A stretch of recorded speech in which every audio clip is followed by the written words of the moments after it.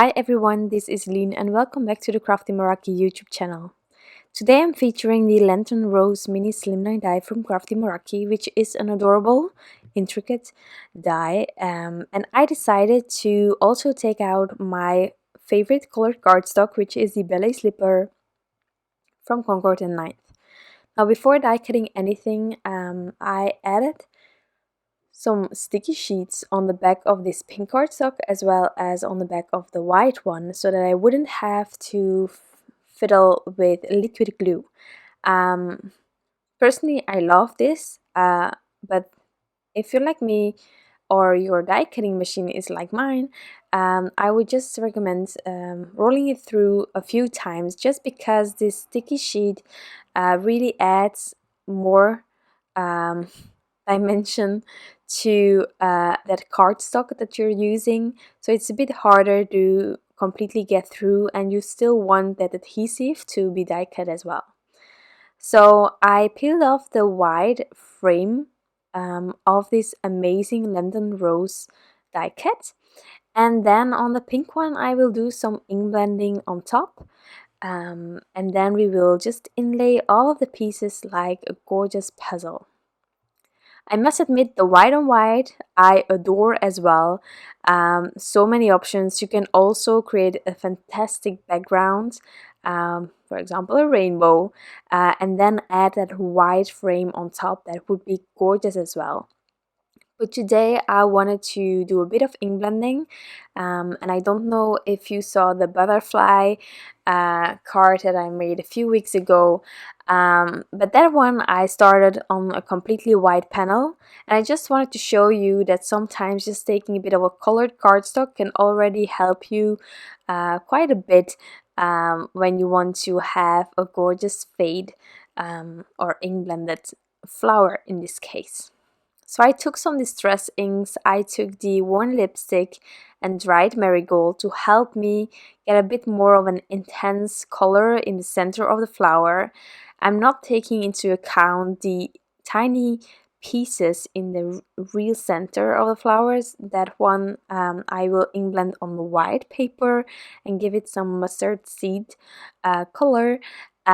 But first, the flowers here, that was the most important thing, and I really wanted to have a gradation going from that intense pinkish orangey color towards that gorgeous color of my cardstock itself.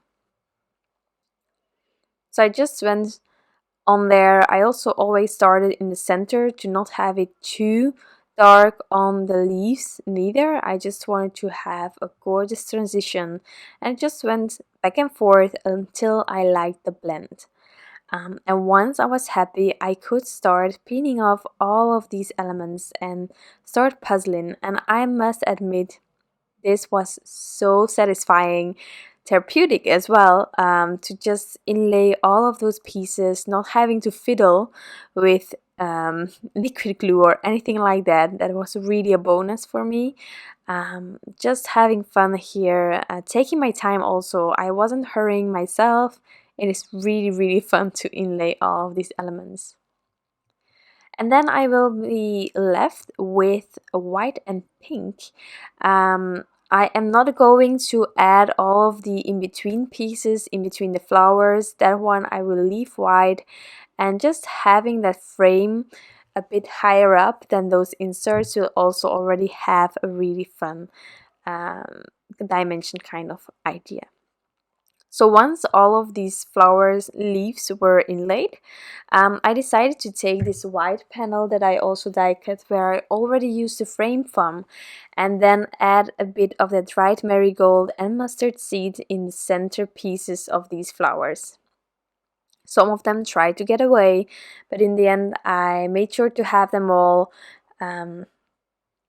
with a bit of color on top. And then once I was happy with that ink blending, I also started inlaying all of these pieces on top of my card.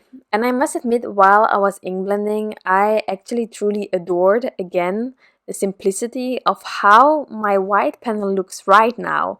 So you have a gorgeous white leaf, and then you have fade, and then in the center you have that popping yellow. So I definitely think once you get going with these mini slimlines that were released for the Meraki-versary release, I definitely think that you will see all of the possibilities on the go, and you will end up making so many cards you couldn't even imagine ahead of time.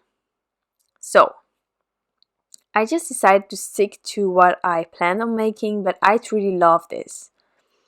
Next, what I am going to do is try to get a bit of a sentiment. Now, I just love this card, and I didn't want to cover it in a way that you couldn't see all of these beautiful flowers. So I ended up taking a piece of vellum, and I added again some sticky sheet on the back, and then I die cut the hugs, the hugs from the Hugs Slimline Tag previously released.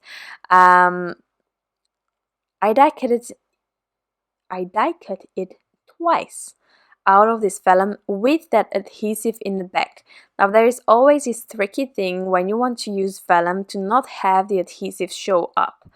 And for me, if I really want to go bold and try this, I tend to go with some double-sided adhesive that I'm completely adding on the back of the word or image that you might have, and just by covering it completely, it isn't actually showing up.